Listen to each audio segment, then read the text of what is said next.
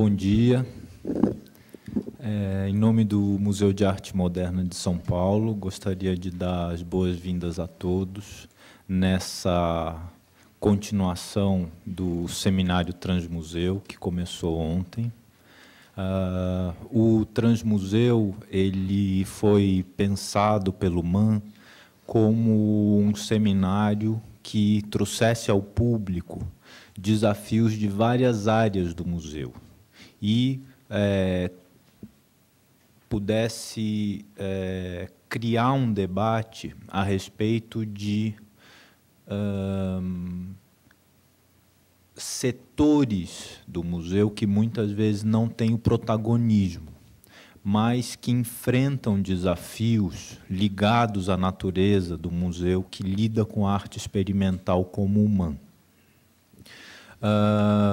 É nesse sentido que as mesas do Transmuseu trazem a voz de setores como o setor de parceiros, o acervo, o educativo, o jurídico do museu, ou seja, uma série de setores que tornam possível o MAN e museus que têm esse caráter de lidar com arte experimental encararem desafios que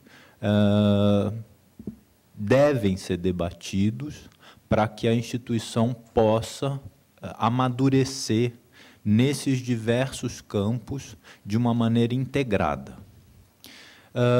Na mesa de hoje, nós vamos dar ênfase a uma discussão conexa à exposição que está nesse momento aqui no MAN, Circuitos Cruzados, que resultou numa colaboração do MAN com o Museu Nacional de Arte Moderna da França, o Centro Pompidou, e teve, da parte do Centro Pompidou, a curadoria da Christine Vanache, da parte brasileira do MAN, a curadoria da Paula Alzugaray, que está aqui conosco, que eu já vou apresentar, mas a Christine Vanache, ela é curadora do Departamento de Novas Mídias do Centro Pompidou. E foi nesse sentido que a gente deu um eco com a coleção do MAN ao Departamento de Novas Mídias, mostrando aqui, a partir da seleção da Paula Alzugaray, não apenas obras ligadas diretamente à ideia de novas mídias, mas, num sentido mais amplo, outras obras que dialogavam com elas. Então, essa situação já faz com que a exposição Circuitos Cruzados traga em si mesma uma questão, que é: o que são as novas mídias hoje no museu? Como definir isso? Como tratar isso? Então, nesse sentido, a mesa de hoje ela vai contar com a participação da Paula Alzugaray, que é curadora independente, editora da revista Select, e trouxe para o Brasil uma parceria importantíssima que resultou de uma residência que ela fez no Centro Pompidou. E, portanto, a exposição Circuitos Cruzados nasceu de uma colaboração real entre as duas curadoras, a Paula Alzugaray e a Christine Vanache. E o MAN se sente honrado em poder colaborar com essa parceria que não nasceu no MAN, nasceu no Pompidou, por um interesse do Pompidou sobre a arte brasileira. E, nesse sentido, a colaboração da Paula vai muito além dessa exposição. Nós também vamos ter hoje, aqui na mesa, a Lia Chaya, que é uma artista que produziu uma obra para a exposição Circuitos Cruzados, que já tem uma trajetória de produção extremamente experimental e que, portanto, traz questões para a instituição que coleciona e conserva as suas obras, e é nesse sentido que ela vem trazer questões que são fundamentais para serem escutadas pelas instituições do ponto de vista do artista, que tem a liberdade e a necessidade de criar problemas para a instituição. Então, a gente vai iniciar a mesa redonda com a fala da Paula, depois a fala da Lia, e depois nós abriremos para as perguntas do público.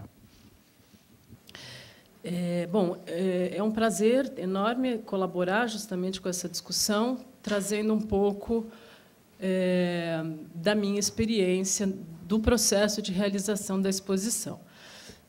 A ideia não é fazer uma visita virtual, mesmo porque a exposição ainda está em cartaz até final do mês. Eu acho que ela é bastante autoexplicativa, enfim. O que eu gostaria de colocar aqui é a minha experiência, justamente, no trabalho com as duas instituições, né? Quer dizer, trazer um pouco do entorno do que foi essa experiência bastante única e pouco comum, né? Que é aproximar duas instituições de grande porte num projeto colaborativo, uma coisa que não acontece realmente todo dia e que aconteceu depois de 4 anos de trabalho e nos deu, afinal, a oportunidade de equiparar, né, uma grande coleção de arte internacional com uma grande coleção de arte brasileira. Então, acho que é um privilégio enorme ter conseguido realizar essa exposição. E eu, como coloco no meu texto curatorial, no catálogo que vai ser lançado hoje, esse projeto não só promove um diálogo entre os dois acervos, como ele nasceu propriamente de um diálogo, iniciado no momento da minha residência, em 2009, uma residência de 3 meses, na qual eu me debrucei sobre o acervo do Centro Pompidou, vasculhando sobre obras que se relacionassem com uma pesquisa pessoal minha, de doutorado, uma pesquisa relacionada a arquivos e audiovisual, mas que, por ter sido um convite justamente do Centro Pompidou, eu me integrei a um programa que o Departamento de Novas Mídias tem, já há vários anos, de recepção de profissionais de todo o mundo. Então, eles recebem realmente curadores e pesquisadores do mundo inteiro para esse programa de residência, e realmente, com grande generosidade, abrem o acervo deles para suas pesquisas pessoais. E não havia, naquele momento, uma expectativa de gerar um resultado prático. O trabalho sobre uma curadoria nasceu realmente a partir do momento em que eu percebi que havia um interesse muito grande do Departamento de Novas Mídias sobre a produção videográfica do Brasil. E também havia uma lacuna naquele departamento de que eles nunca haviam conseguido trabalhar com o Brasil, nem com uma instituição brasileira. Então, foi um desafio, tanto para mim quanto para a Christine Vanache, conseguir criar um novo modelo, na verdade, de exposição, para que essa exposição se viabilizasse. Porque, normalmente, o Centro Pompidou trabalha com 2 modelos de exposição. Eles, de um lado, emprestam obras avulsas do acervo para exposições que são montadas por outros museus. Por outro lado, eles montam exposições, organizam exposições e comercializam essas exposições por inteiro, quer dizer, e essas exposições itineram em vários países do mundo, várias cidades do mundo. O Departamento de Novas Mídias, então, tem uma exposição itinerante há vários anos, que é uma exposição da história do vídeo, né? Essa exposição já viajou para Israel nos últimos 2 ou 3 anos, quer dizer, em poucos anos já viajou para Israel, Barcelona, Istambul, Havana, Buenos Aires, enfim. É uma exposição que está sempre, quase sempre, na rua, né? E o Brasil era um alvo, digamos assim. Eles tinham muita vontade de mostrar aqui, mas nunca haviam conseguido negociar essa exposição com nenhuma instituição, dados os altos valores cobrados por essa exposição. Esses valores não são divulgados pela instituição, mas a gente sabe, segundo o último relatório de atividades do Centro Pompidou, que está publicado no site da instituição. Deixa eu só colocar aqui. Essa é a comunicação visual, a identidade visual da nossa exposição. Segundo, então, o último relatório, desde 2007, as exposições fechadas se tornaram uma importante fonte de receita. A prática se tornou comum a partir da implementação de um plano de dinamização de recursos próprios criado pelo museu, a fim de diminuir seu grau de dependência de subvenção do Estado e aumentar o seu orçamento, que, segundo os curadores dos diversos departamentos, é très réduit. Segundo o mesmo relatório, a geração de receitas próprias cresceu 50% em 4 anos, graças, sobretudo, à itinerância de exposições, mas também a ações de mecenato, edições, etc. As itinerâncias assistiram a um crescimento de 155% entre 2007 e 2010, e as receitas do museu mais que dobraram nesse período, passando de 1,4 milhões de euros em 2009 a 3,1 milhões de euros em 2010. Só neste ano de 2013, há 3 itinerâncias do Centro Pompidou previstas para acontecer no Brasil. Elle, exposta em 2009 no Beaubourg, será abrigada pelo CCBB do Rio a partir de abril. Depois teremos também a exposição monográfica do Jean-Luc Godard no Futuro Flamengo do Rio, e a mostra Video Vintage, uma seleção de vídeos históricos do Centro Pompidou, de 1963 a 1983, curada pela Christine Vanache e a Florence Parrot, curadora do departamento. A exposição, que esteve em Paris no ano passado, depois foi para o ZKM na Alemanha, virá ao Futuro Belo Horizonte. No entanto, no momento da minha residência em Paris, o departamento não havia conseguido ainda trazer nenhuma exposição para o Brasil. Esse nosso trabalho, então, gerou um modelo híbrido, que seria um modelo que parte do empréstimo de obras, porém, não é para uma curadoria realizada inteiramente por outra instituição, mas para uma curadoria realizada em colaboração, uma curadoria compartilhada, assinada por ambas instituições. Então, esse foi um modelo que surgiu da experiência, novo, tanto para a Christine, quanto para mim, quanto para o MAN, e para o Centro Pompidou também. A partir da nossa...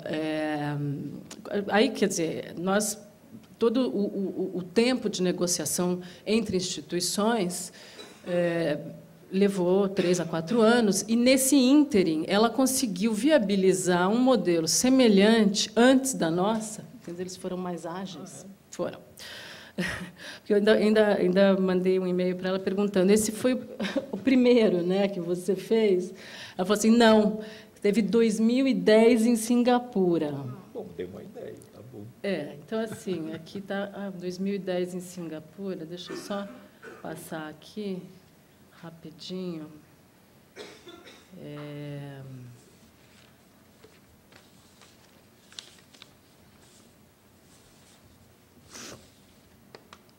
uma exposição.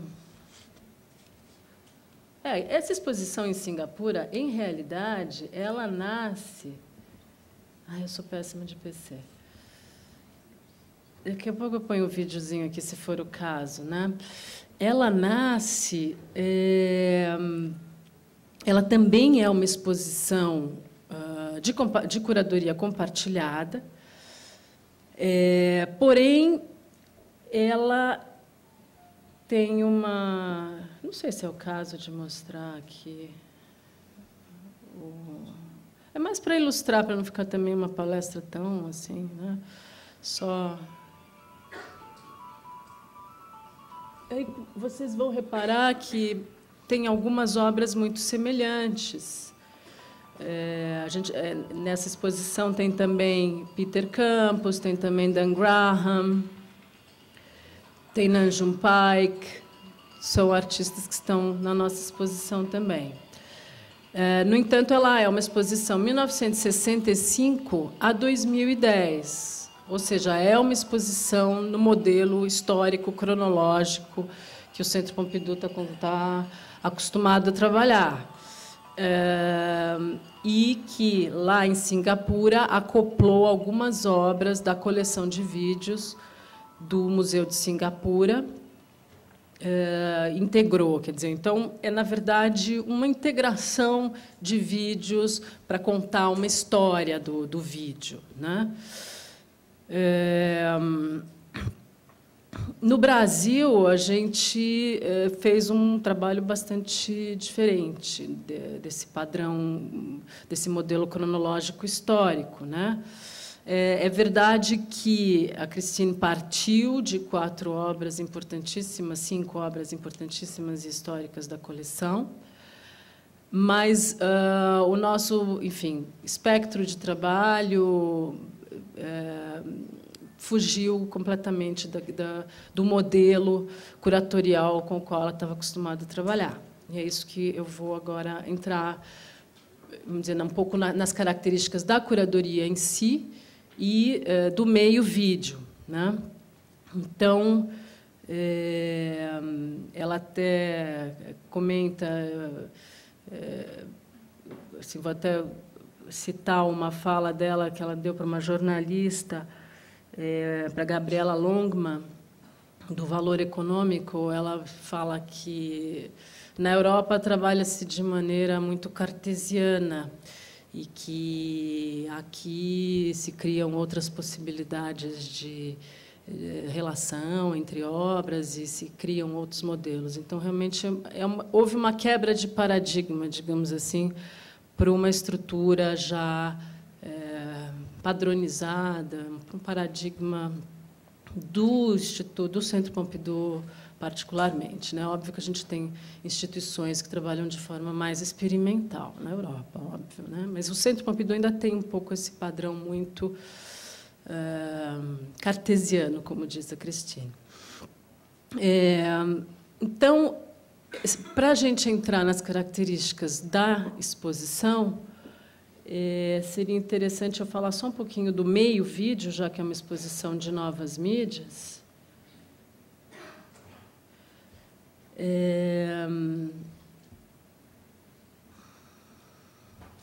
Aqui, só um minutinho, passar aqui para a tela cheia. Bom, o vídeo é incorporado ao repertório de práticas artísticas no início dos anos 60. 63 é um ano considerado chave para a história do vídeo, devido a 2 acontecimentos. A instalação do Wolf Vostell em uma galeria nova-iorquina, onde ele associa 6 monitores de TV a happenings e performances. E, no mesmo ano, o pesquisador de música eletrônica na Alemanha, Nam June Paik, realiza sua primeira exposição em uma galeria em Wuppertal. A exposição, intitulada Music Electronic Television, incluiu 4 pianos, 12 monitores de TV, cujas imagens haviam sido manipuladas e distorcidas por ímãs, posicionados nos tubos catódicos, e uma cabeça de boi recém-sacrificada. 2 anos depois desse evento, bastante alinhado ao Fluxus, o Pike, já vivendo em Nova York, realiza Moon is the Oldest TV, de 1965, essa obra que está exposta em Circuitos Cruzados, um manifesto contundente e poético sobre o efeito encantatório e magnético das comunicações eletrônicas sobre a vida moderna.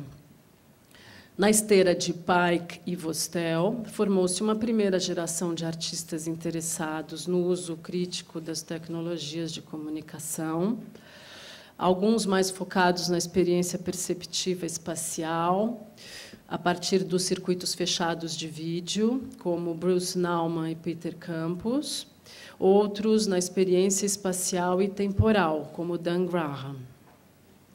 Essa primeira geração do vídeo alcançaria reconhecimento institucional apenas 10 anos depois, em exposições na Serpentine Gallery de Londres, na Documenta 6 de Kassel, em 77, em exposição do vídeo japonês realizada no MoMA, em 1979, na Tate Gallery, em 81, e no Whitney Museum, em 82, uma retrospectiva de Nam June Paik. Mas, embora esses grandes museus, Whitney, MoMA e Tate, tenham incluído o vídeo na sua grade de exposições, foi o Centro Pompidou que formalizou antes o reconhecimento do meio, instituindo, em 1982, o Departamento de Novas Mídias.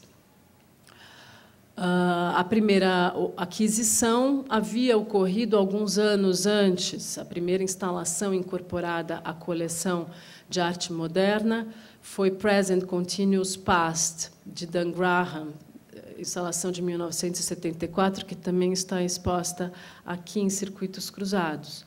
Adquirida em 1976, mesmo ano da integração do Museu Nacional de Arte Moderna ao Centro Pompidou. A abertura e sensibilidade do então diretor Pontus Hulten, que foi diretor do Centro Pompidou entre 73 e 81, ao meio vídeo, levou a adquirir uma outra instalação importante em 1980, Remote Control, de Vito Acconti. Mas o mérito do reconhecimento do vídeo como um meio com características próprias e uma historiografia nascente, diferente da historiografia da arte contemporânea e moderna de até então, foi de Christine Vanache, que entrou no museu em 1980 e, como uma jovem curadora e pesquisadora, percebeu que na biblioteca do museu já haviam cerca de 100 obras em vídeo, 100 obras em monocanal. Quer dizer, estavam sendo guardadas na biblioteca como se fossem documentação, mas, na verdade, já era videoarte, né? Um termo e um meio de produção que que mal se conhecia, em 1980.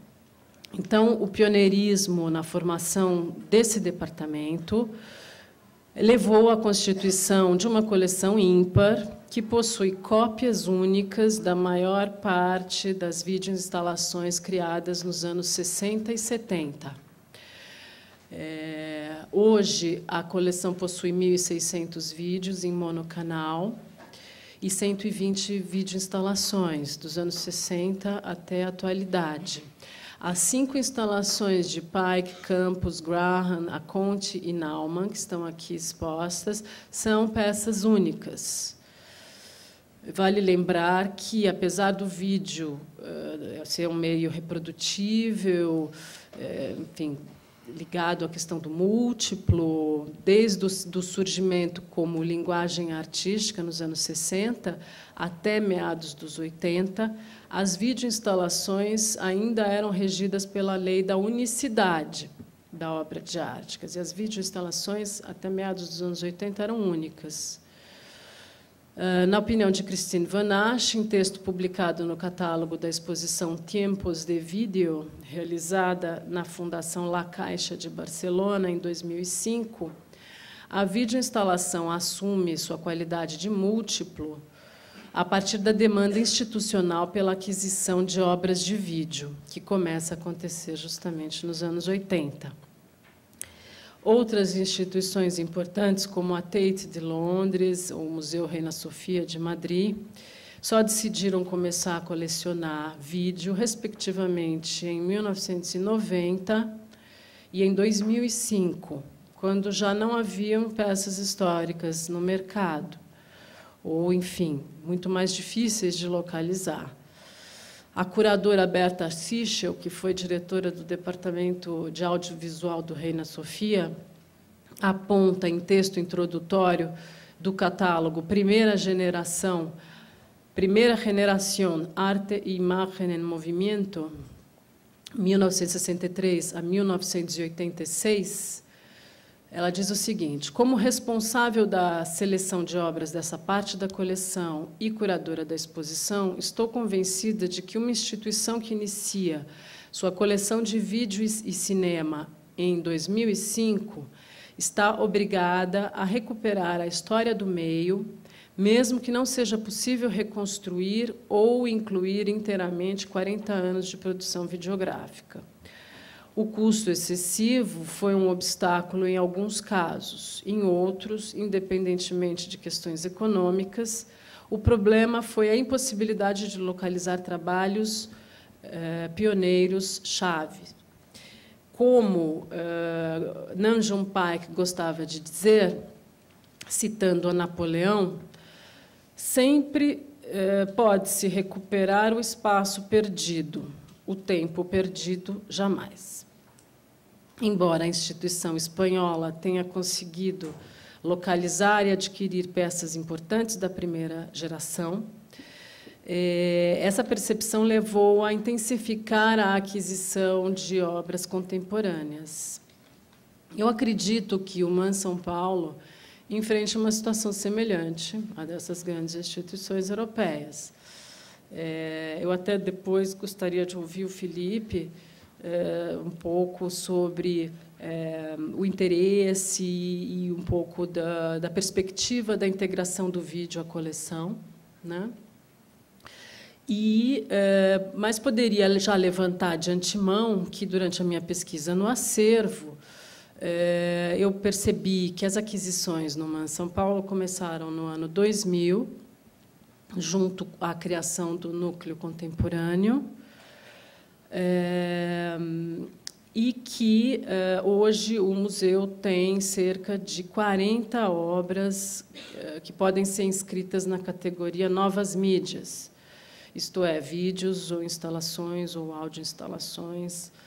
Essas cerca de 40 obras se inserem em um acervo de mais de 5.000 obras em pintura, escultura, desenho, fotografia, instalação e performance.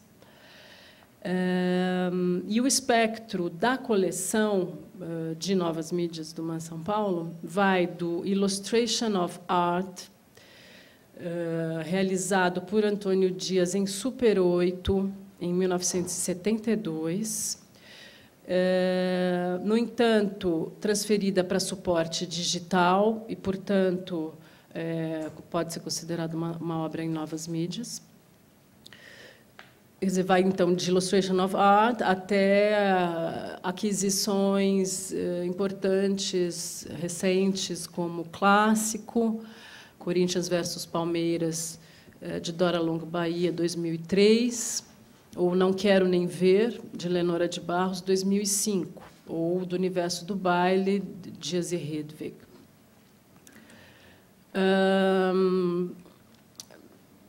Só devo apontar também mais uma característica do meio, vídeo, novas mídias. A gente considera, então, Antônio Dias, mesmo que realizado em Super 8, uma obra de novas mídias, meio que citando a definição que o Lev Manovic dá aos novos meios, in the language of the new media, Novos meios são obras realizadas em suporte digital, fitas de vídeo e áudio, CD-ROM, hard disks e websites, mas também aquelas surgidas de meios tradicionais antigos, como o filme, e transferidas a suportes digitais por necessidades de difusão. Então, a gente tem no acervo do MAN obras importantes, por exemplo, da Anabela Geiger, que é uma pioneira do vídeo no Brasil, porém não em vídeo. Aqui nós temos gravuras que foram integradas à curadoria dos circuitos cruzados, quer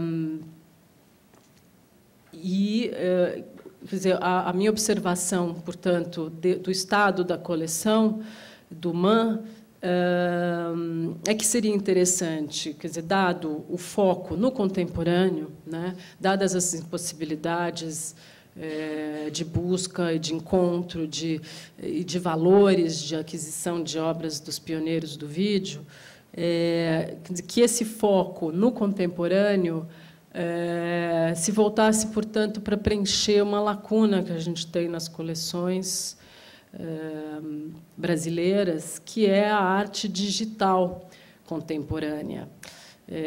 Um campo que vai além do vídeo, quer dizer, que nasce com o vídeo nos anos 60, 70, mas que se desenvolve rapidamente para um enorme campo que hoje é delimitado por novas mídias e arte digital. Então, acho que um museu voltado para a coleção contemporânea não pode deixar de observar essa lacuna nas coleções hoje. Então, chegando finalmente às características da curadoria, as características próprias de cada coleção foram muito importantes para definir o desenho da nossa curadoria. Então, quer dizer, lembrando, o Centro Pompidou, como dono de uma grande coleção de vídeo, costuma organizar exposições para contar a história do vídeo para o resto do mundo, né?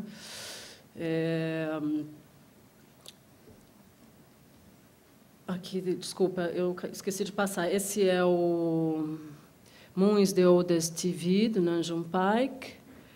Aqui é Present Continuous Past, do Dan Graham.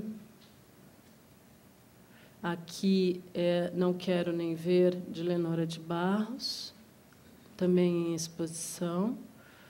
The Illustration of Art, de Antônio Dias. Sistema Cinema, de Ricardo Basbaum.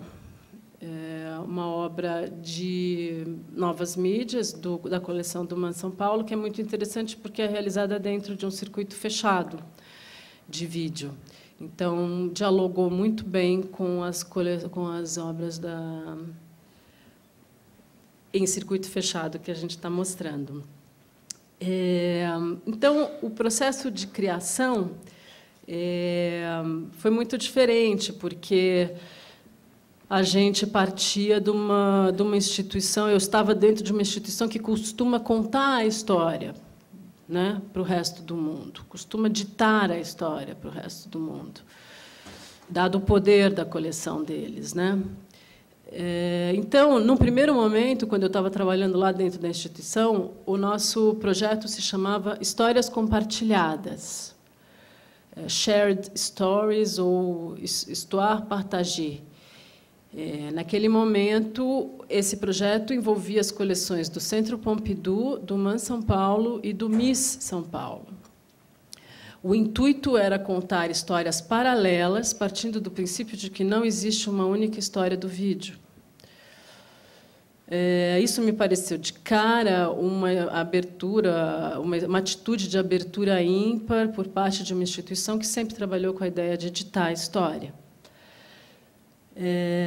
Algumas das obras que estão expostas aqui estavam no projeto inicial da exposição. O Jardim de Albano Afonso, por exemplo, dialogava com o Park, do holandês Arnold Meek.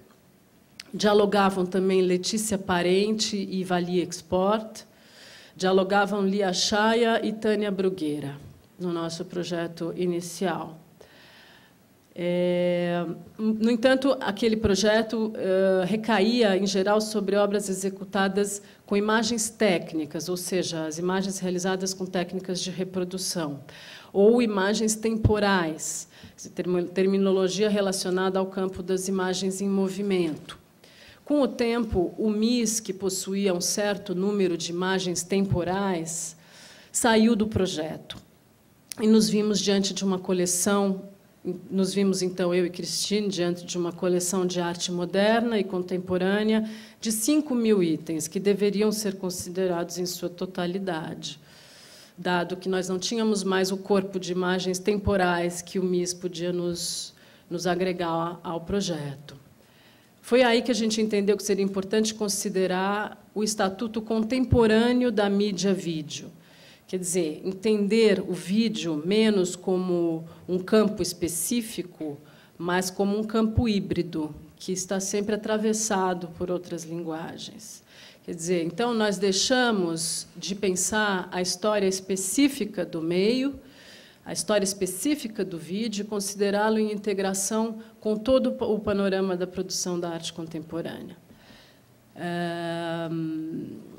Isso veio muito a calhar, quer dizer, foi uma revelação para nós, porque nós entendemos que, quer dizer, pelo fato de não podermos fazer uma exposição de vídeo, isso nos abriu para uma qualidade muito mais contemporânea desse meio, quer dizer, que é ser heterogêneo, né?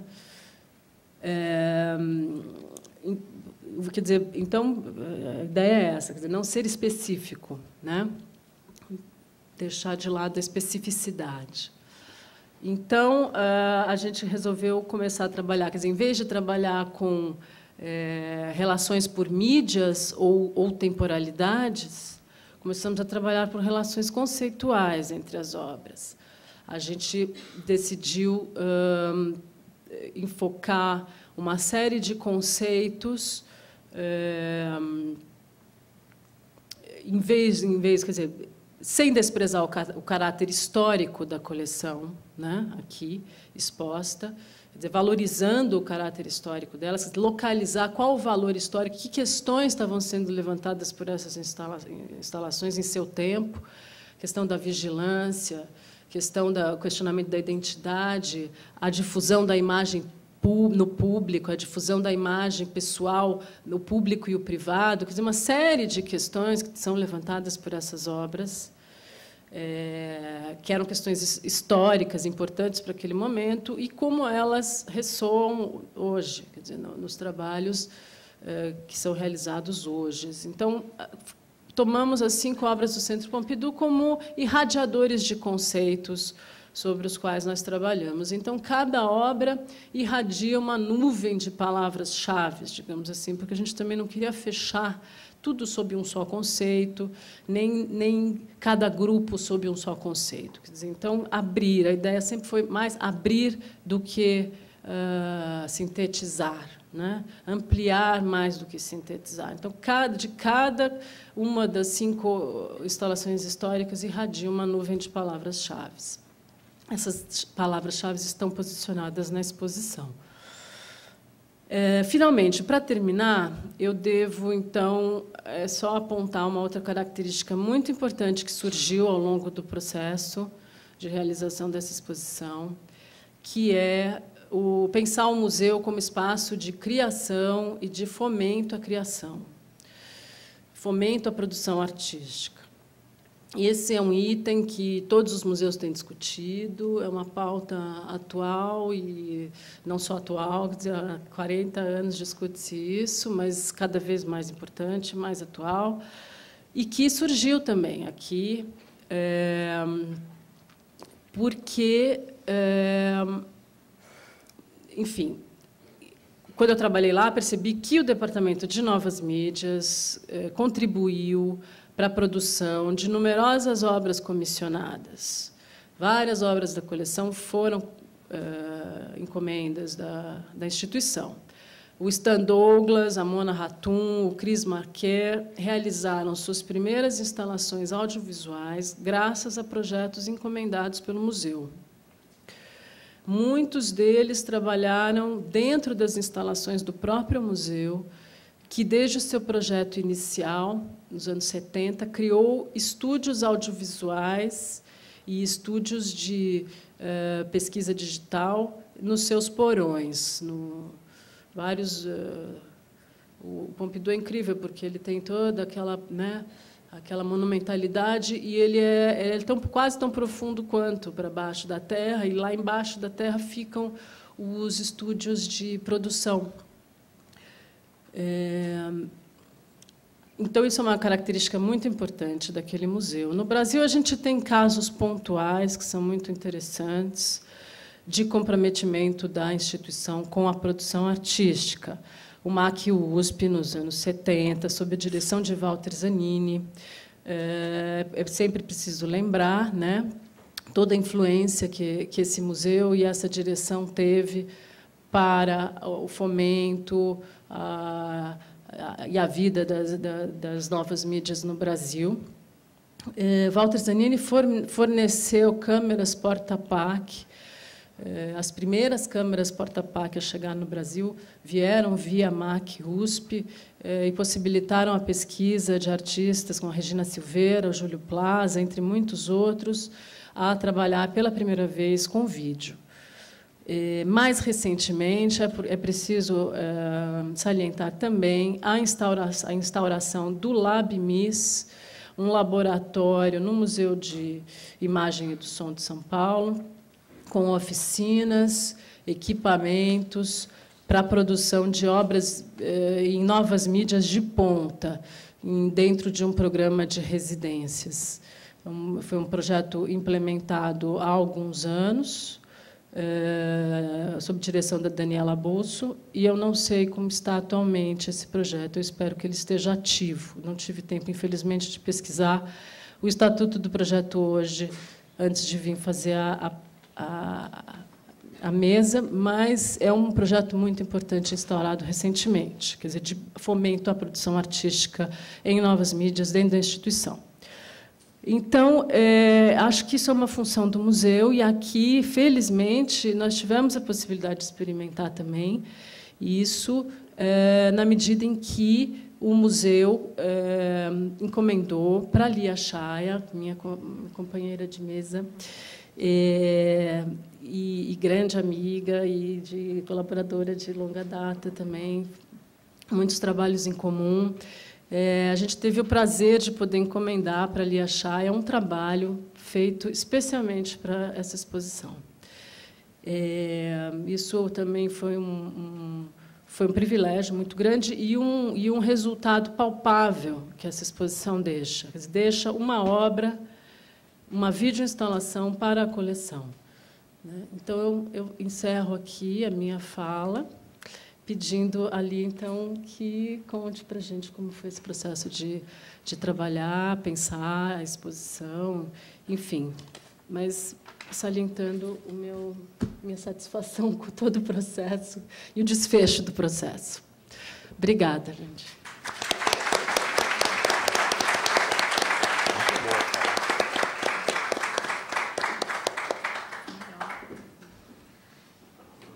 Agora é minha vez, né? Então, eu quero agradecer o convite de estar aqui e ter essa oportunidade de dividir com vocês, estar pensando essas questões. Muita coisa que eu vou falar agora, eu vou estar pensando junto, então é bom poder falar, né? Porque, diferente de só pensar e anotar, quando a gente expõe, muda tudo. Então, agradecer primeiro o convite de estar falando aqui hoje e o convite da Paula, quando ela me mandou um e-mail falando da exposição Circuitos Cruzados. Ela me mandou todo o projeto por escrito, com os trabalhos que iam ter, os artistas que iam ter, me propondo de fazer um novo trabalho. Eu já respondi aceitando, e então a gente marcou um encontro. Eu vou falar, então, um pouco do processo agora dessa realização desse vídeo, e depois eu coloco outros trabalhos, outras questões, né? Então, a gente se encontrou e eu levei uma série de projetos para ela, né, pensados a partir dos temas e de algumas ideias que eu já tinha. E ela escolheu justamente o mais difícil de ser realizado, de ser produzido, que eu achei muito bom. Então, aí eu tive... Foi pouco tempo, né? Assim, na verdade, que a gente teve para produzir. Foram cerca de uns 3 meses, né? Enfim, aí teve toda a correria da produção, tal, e finalmente aconteceu o trabalho. Mas eu volto para ele daqui a pouquinho. Só para, então, começar de onde eu tinha pensado em começar. Quando me convidaram também para falar aqui, a ideia original era falar um pouco da experiência que eu tive em realizar os conceitos dos meus trabalhos, como que eu concretizo isso, também a montagem e instalação dele, dos vídeos, tal, as situações que eu encontro quando eu vou montar, quando eu vou expor, e como que eu cuido desse trabalho para que ele conserve a integridade da proposta, né? E muitas vezes também essa desmontagem do trabalho, né, que eu acho que também é importante nessa realização.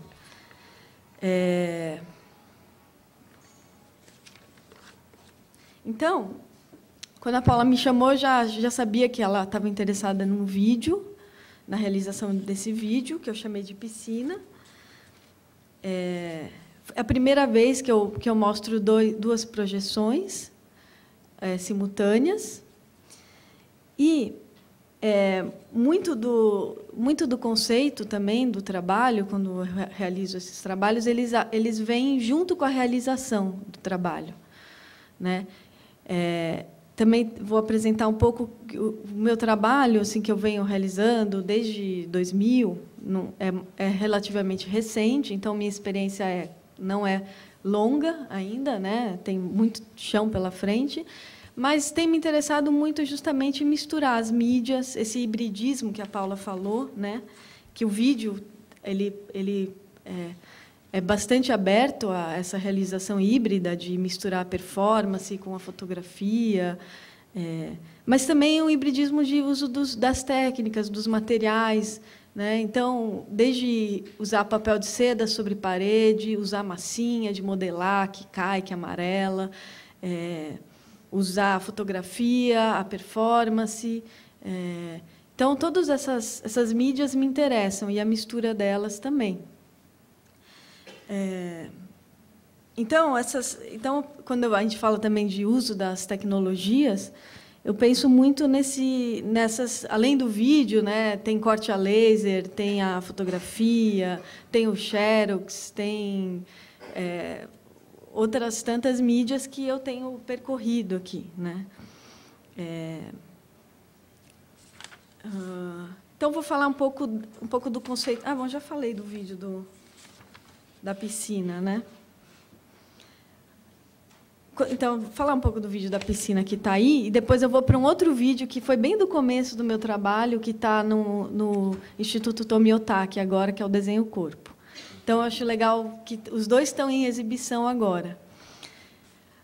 E mudou muito o jeito, né, de filmar, o jeito de mostrar.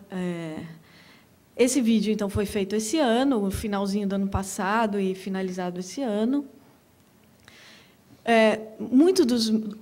Quase todos os vídeos eu uso o meu corpo, os meus vídeos, e mesmo para pensar o meu trabalho, eu uso muito o corpo, porque eu acho que o corpo, ele também, quando eu faço alguma coisa, quando eu estou agindo, eu estou aprendendo com o mundo também, eu estou assimilando o que acontece ao meu redor através do corpo e interferindo também no redor, no entorno.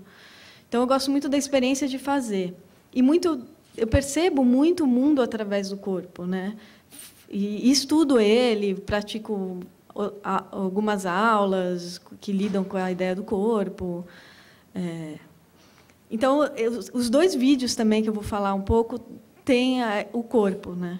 E uma das questões que a gente conversou, eu e a Paula, foi a ideia de trazer a performance para o vídeo, né? Então, o vídeo aqui, ele tem a performance também, né, inserida nessa imagem, né? Então, está aí a outra ideia do hibridismo.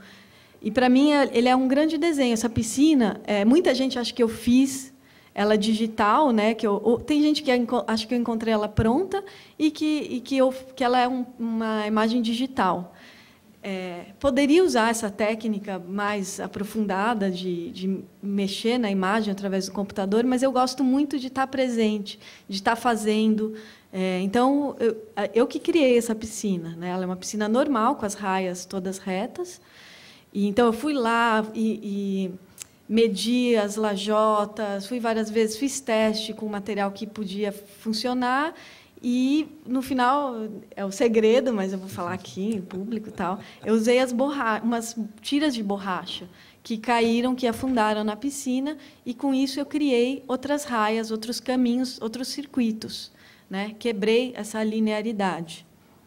Então, para mim, era importante ir lá no centro, procurar essas borrachas, comprar e carregar, né? Toda essa relação de corpo mesmo, que eu gosto e que conforme eu estou fazendo, eu também estou aprendendo, eu também estou assim, tá mudando a ideia, está mudando esse processo é muito importante, né? Então, além de tá conceitualizando o trabalho, tem o momento de fazer que muda tudo, né?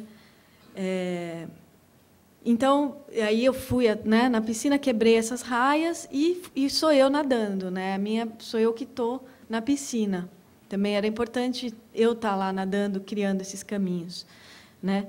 Não é coreografado, tanto que em muitos momentos que eu fui perceber depois, né, quando eu escrevi para a Paula, eu falei, puxa, foi muito legal que eu realmente me perdi nesse labirinto, saía do quadro, do enquadramento, voltava e me perdi mesmo. Essa experiência foi fantástica, era o que eu queria, né, que acontecesse. E, enfim, então, estou falando disso para...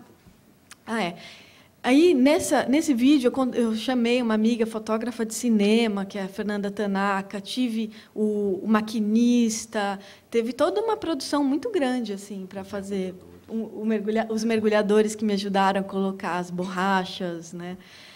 Mudou na hora, eu tinha feito um desenho e ele mudou o desenho da piscina, porque mudou o enquadramento, então eu estava aberta a isso. Né? Então, meu trabalho, eu tento estar muito aberta aos acasos que acontecem na hora da realização, e assimilar e aceitar isso. Tanto que eu vou falar de um vídeo do Minhocão, que o MAN, inclusive, tem, e já foi mostrado em muitas situações diversas, assim, desde tela grande, monitor, projetado na rua, projetado em vários monitores. Então, para mim, assim, até é muito aberto, às vezes, o jeito que eu mostro o trabalho. Eu tento facilitar, na verdade. Eu não é muito... os trabalhos que eu faço, não é assim, tem que ser projetado com tal projetor no tamanho específico, né? Claro que projetado eu acho muito mais interessante porque ganha essa relação do corpo. Em algumas situações de vídeo, onde eu trabalho com a escala, também é legal porque a figura humana vira um gigante, né?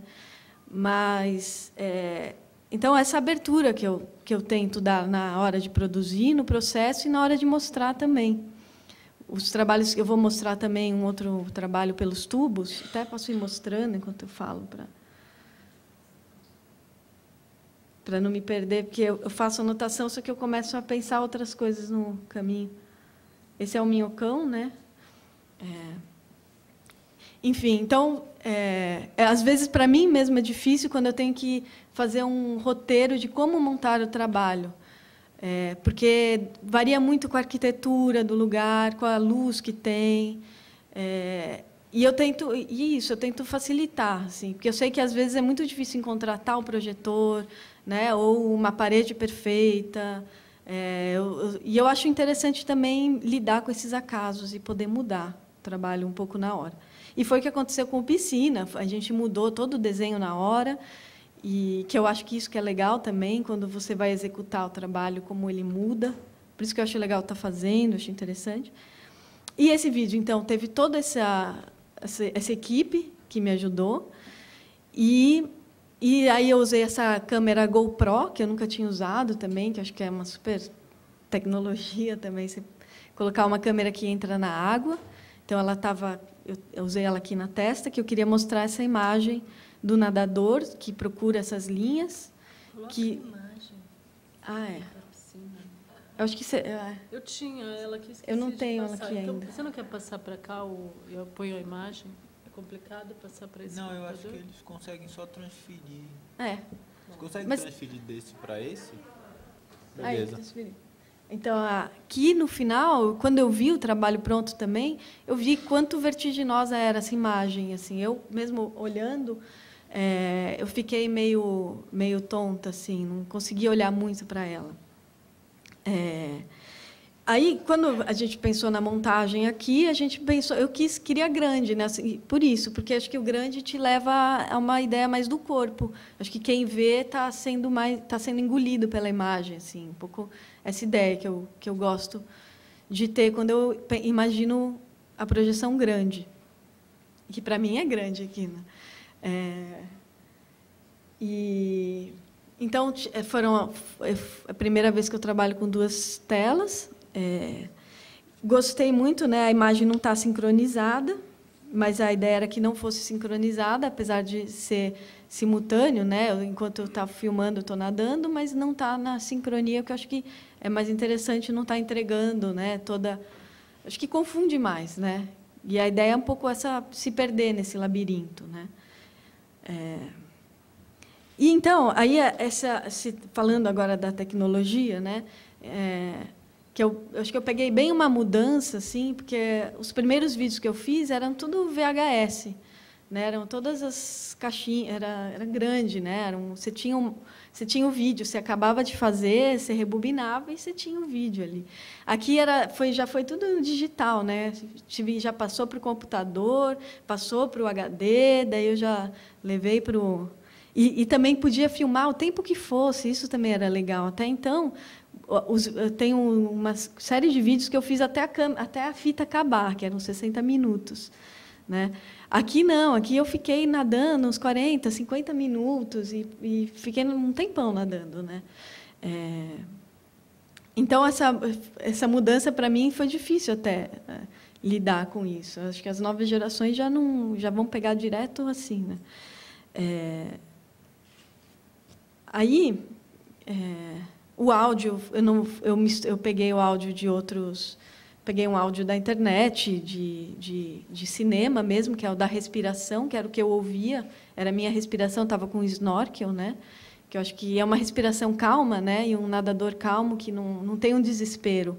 Né? Isso que eu conversei com algumas pessoas, que não é um nadar desesperado, um perdido desesperado. É um nadar que está procurando, que está buscando uma saída, que está buscando um caminho. Então, aí, por exemplo, quando falando das mídias, né, não falando tanto do conceito do trabalho, aqui pela primeira vez eu mandei um pendrive. Eu também não sou a pessoa mais conectada à tecnologia, os meus amigos me ajudam na edição, né? Não sou nem eu que edito, claro, eu fico do lado, a gente conversa. E gosto muito de estar com outras pessoas da área de cinema, porque você tinha que colocar e você tinha que pedir para o segurança da sala rebobinar. Você falava, quando acabar, rebobina. E depois aparecendo aqueles vídeos cassetes que acabava a fita e já rebobinava automaticamente. Mas muitos desses vídeos, né, já estão, quer dizer, todos os vídeos eu já digitalizei, já estão todos num HD, eu já mando em pendrive, né? Algumas questões que aconteceu, então vou falar desse vídeo do desenho corpo, que foi bem de 2001, né? Onde eu desenho no meu corpo até a carga da caneta acabar. Aí, por exemplo, eu tive um problema com a fita, que também acabou, acho que ela tinha 30 minutos. As fitas duravam 30 minutos. Então, quando acabou a fita, eu tive que... bom, contar um pouco do desenho corpo eu tenho um vídeo, a gente pode até ver uns trechos depois, mas acho que é mais interessante falar agora dessas questões mais técnicas. Assim. Então, esse vídeo é uma performance também, acho que tem a ver bastante com o da piscina, é uma ação que aqui eu não sabia o que ia acontecer no final, e a grande surpresa para mim foi que acabou a carga da caneta, que durou 51 minutos. a câmera que acompanha a caneta, então eu acho que ele tinha que ser um vídeo mesmo, não dava para ser uma performance, porque a ideia era justamente esse desenho, essa dança também que a câmera poderia ter. E aconteceu também de acabar a carga da caneta no... Não, acabar a carga, mas a fita acabou. 30 minutos depois a fita acabou, então eu esperei, a minha amiga Flávia Lobo, que filmou, trocou, Flávia, ela trocou a fita na câmera e a gente voltou à ação, né? A qualidade, então eu estou mostrando ele no Instituto Tomi Otaki agora, num monitor.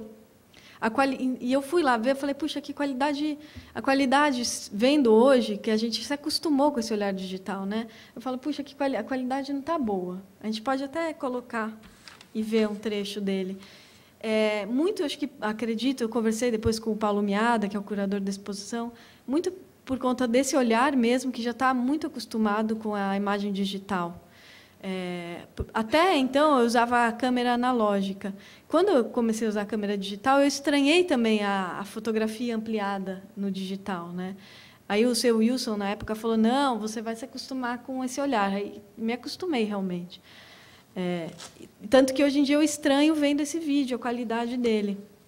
Ele está num DVD, eu vou mandar num pendrive, mas eu acredito que um pouco o monitor, né? Também, que já é aquele widescreen, que é um comprido.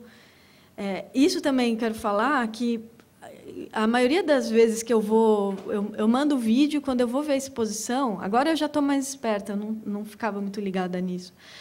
As pessoas tentam aproveitar a tela inteira e a imagem fica distorcida, e essa imagem não foi feita para esse formato, né?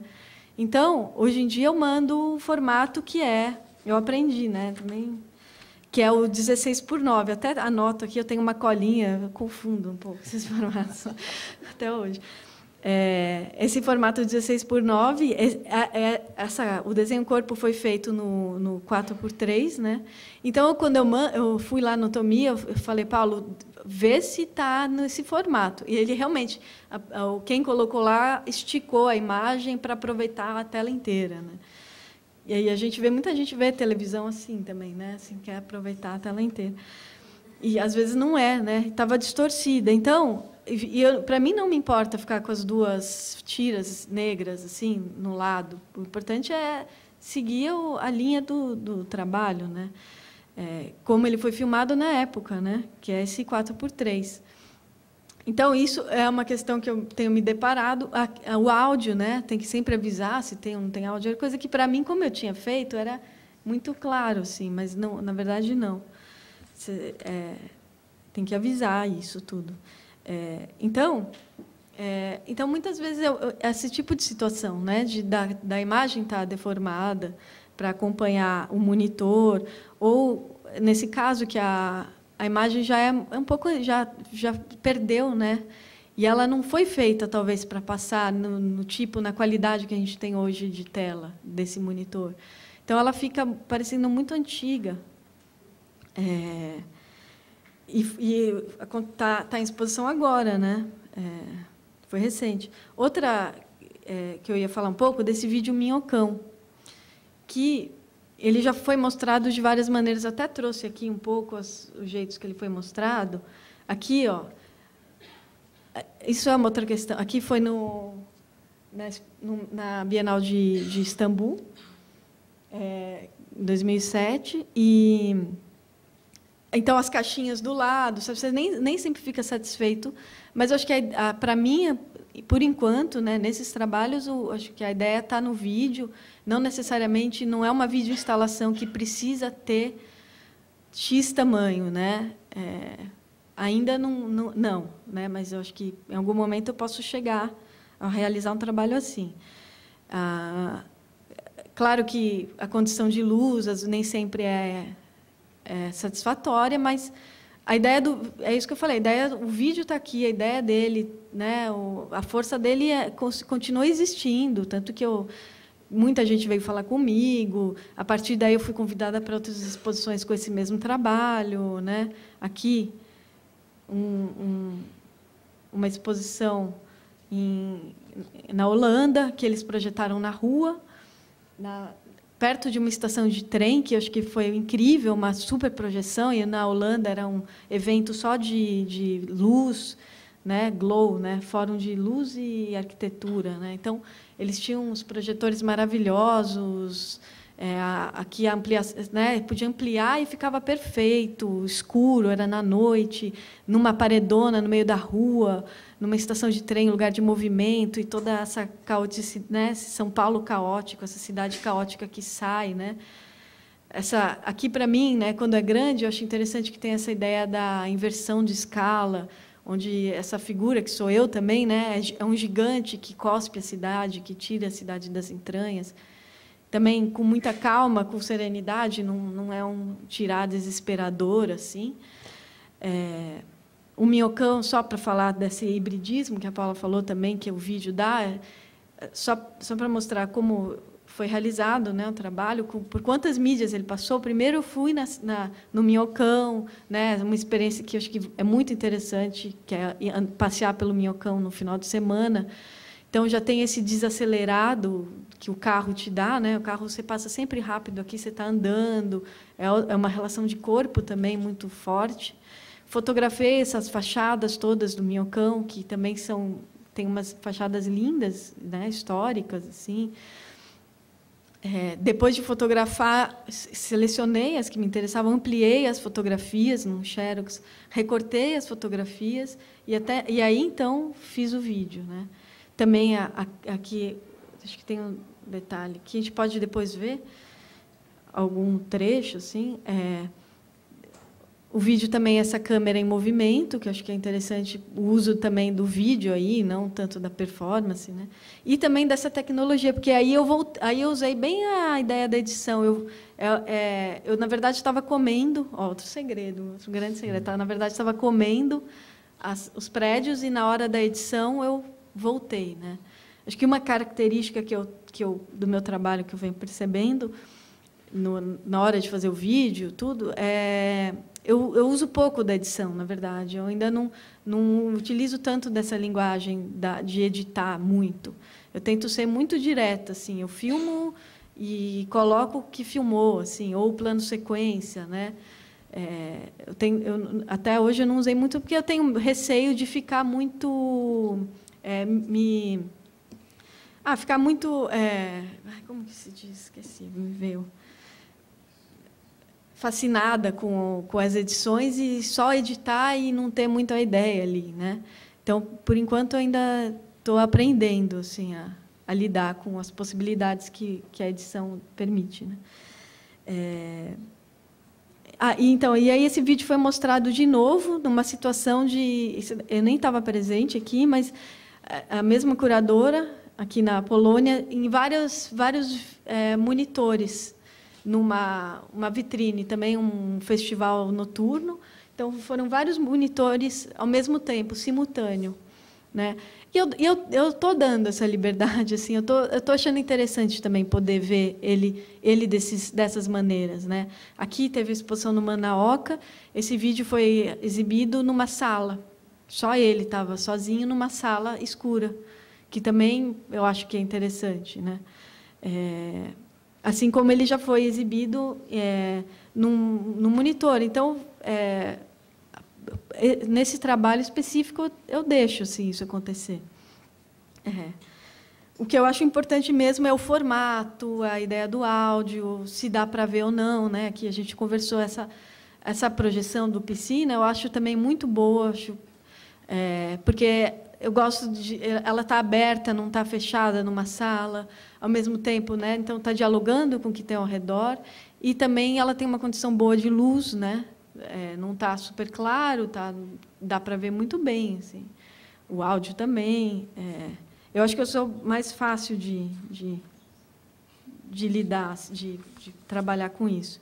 Hoje em dia, quando alguém comprava um vídeo, tanto coleção privada, que eu acho que, na verdade, eu acho que eu sou mais comprada por coleção privada do que por museu, ainda não tive tanta experiência com museu, mas grandes coleções também, que mandam um formulário para ser preenchido. Por exemplo, teve uma série aqui, de 72 fotografias, que chama Reforma, que eu fiquei 1 ano fotografando essa vista, né, uma paisagem, uma reforma que estava acontecendo no prédio vizinho ao meu ateliê.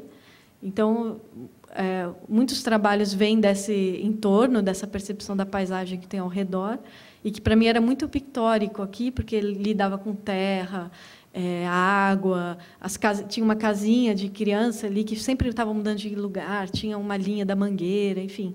Foi me interessante, e era horizontal, nunca se verticalizava também. Então, né, aqui tem o reflexo do prédio, a casinha. Está um pouco agora que eu vi que também aqui está deformada a imagem, né? Mas tudo bem, acho que é uma questão de mexer aqui, mas acho que está dando para ver. Então, vamos supor, esse trabalho foi comprado por uma instituição grande e eles me mandaram, são 72 fotos. Aqui eu mostrei em linear, né? Então eles perguntaram que tipo de moldura, que tipo de moldura fazer, quais outras possibilidades de mostrar esse trabalho além de ser linear. Ele pode ser mostrado pela metade, pode ser selecionado, quais fotos a gente pode selecionar. Se está laminado, não está laminado, que tipo de ampliação, que papel fotográfico onde que está colado esse papel, todas essas questões. Então, eu tive que preencher o conceito do trabalho, que aí acho que é a parte também interessante. Então, eu recebo esse tipo de formulário assim, para preencher. Vídeo também, outra coleção que comprou uma série de vídeos quem mais tem esse vídeo, que lugares foi exposto, que eu estou mandando, né? Estou mandando o quê? Então, eu até trouxe aqui. Eu nunca soube, assim, antes eu mandava o DVD, imagina. E DVD hoje a gente vê que é super, né? Se perde, né? Daí comecei a mandar uma fitinha DV, mas que também agora ninguém mais tem essa câmera DV, né? Para ter a fitinha. E acho que ela deve, se você não usa, ela deve ficar toda grudenta. É muita mudança, né? E eu não sou também a pessoa que mais acompanha assim essa mudança toda. Então, hoje em dia, o que eu faço eu mando 2 DVDs para poder ver em casa, né? Expor em alguma situação, mostrar, não sei, para poder ver, curtir o trabalho, e um pendrive. Eu mando isso, e um pendrive e as especificações de como esse formato, que eu acho que é fundamental, se é 16:9, 4:3, se tem áudio, não tem áudio. Por enquanto, eu deveria me preocupar mais com o tamanho que eu quero mostrar. Eu sempre peço grande, né? Eu sempre peço grande, mas a gente dialoga, né? Acho que o Brasil a gente vai dialogando. Não dá para ser muito fechado para mim, senão eu enlouqueço. Assim. Então, daí agora eu comecei a fazer uns saquinhos, assim, onde eu ponho os DVDs e aqui está Skeleton Dance, que é um vídeo. E onde eu coloco os 2 DVDs e o pendrive e o formulário que me mandam. Se não me mandam formulário, eu escrevo algumas coisas, assim. O que mais que eles falam? Né? E também, outra coisa que eu coloquei aqui, você tem que confiar na montagem, confiar em quem vai montar um pouco. Não dá para... Por exemplo, eu acho que os trabalhos que eu faço também, eu gosto muito de dialogar com a arquitetura, né? De pensar o lugar onde eu estou expondo. E tem um trabalho que chama Pelos Tubos. Aqui está em ordem cronológica, é o meu site. Eu não quis dividir ele em fotografia, vídeo, performance, porque eu tive dificuldade de pensar numa divisão dessas, assim. Que muitas linguagens aqui se misturam. Pelos tubos, que é papel de seda sobre parede, né? Aqui dá para ver um detalhe, onde eu recortei, peguei essas réguas de arquitetura, né? E ampliei os tubos, as tubulações de água, de gás, né? E a ideia era que era fazer uma... É frágil, né? A ideia de papel de seda sobre parede como um lambe-lambe, né? De mostrar uma certa fragilidade também e maleabilidade de desenho, é um grande desenho que vai ocupando a arquitetura, que vai acontecendo no processo de fazer também. Então, uma pessoa queria esse trabalho, por exemplo, eu falei, bom, agora eu vou ter que pegar um módulo desse, e eu tive dificuldade, né? Tanto que esse trabalho acho que nunca foi vendido. Né? Existe uma dificuldade de comprar mesmo, né? de alguma coleção ter, porque aí eu tenho que fazer, e para mim também de fazer isso, como eu sou muito aberta, sabe, eu tenho que pegar um módulo, separar cada tubo e criar esse desenho, né? Mas e aí, quando vai apresentar, como que vai ser, né? E esse trabalho eu mostrei, eu separei aqui no Japão, no museu no Japão, né? E quando eu cheguei lá, eu descobri que eu não podia usar cola de branca. Essa era a parede. Primeiro que a parede tinha essa textura, super difícil.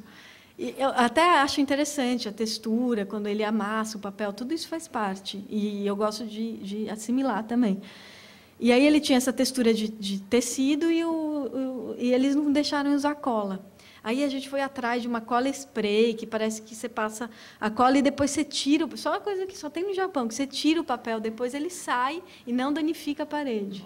E fica com a mesma sensação. E aí eu fui atrás da cola. Aí eu fui atrás dessa cola. E aqui é o trabalho final, né?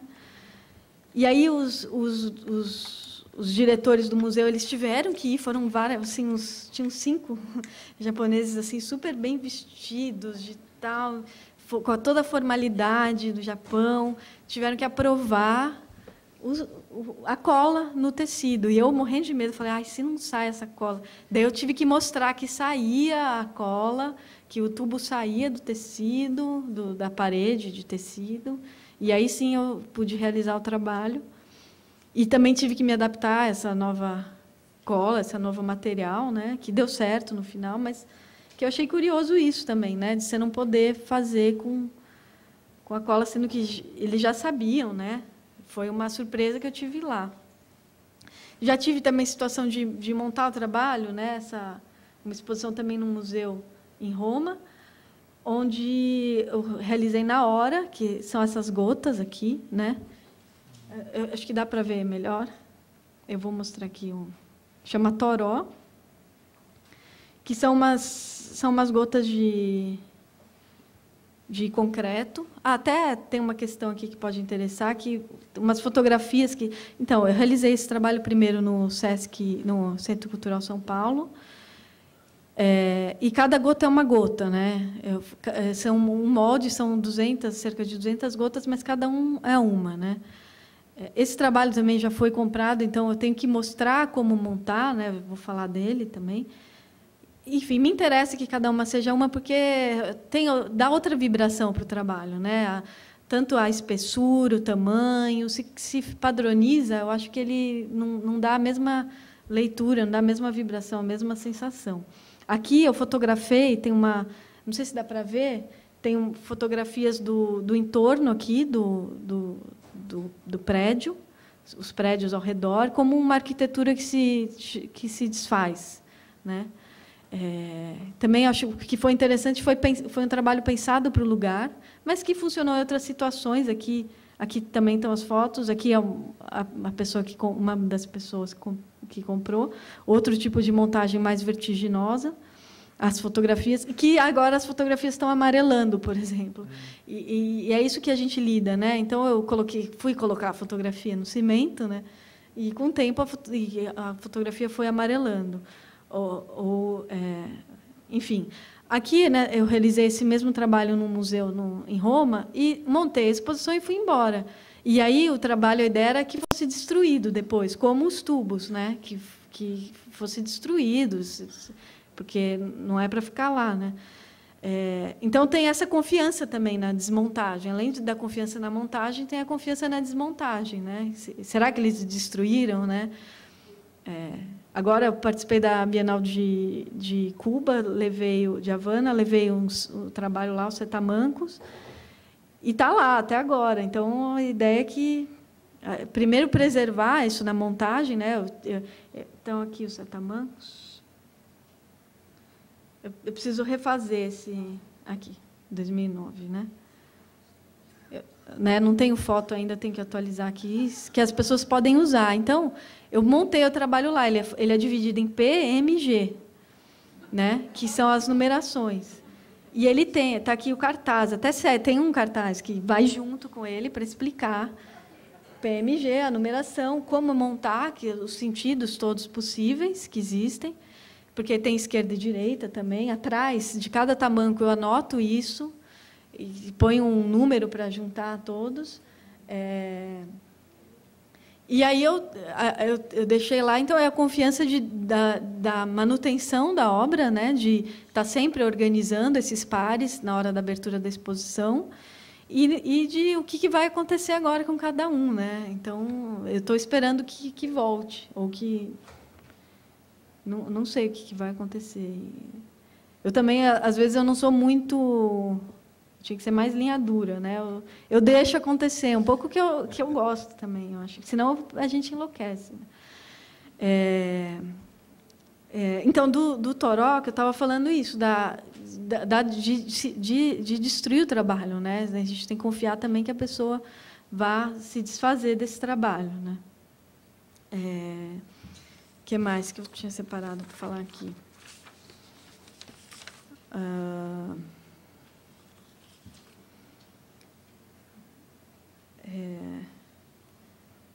E dessas surpresas do Toró e do tubo, né, que aconteceu isso, de não poder usar a cola no lugar. O que mais? Tem alguma pergunta? Assim? Foi pouco tempo, será? Não, quase 40 minutos. Nossa, passou rápido. Sério? Tá.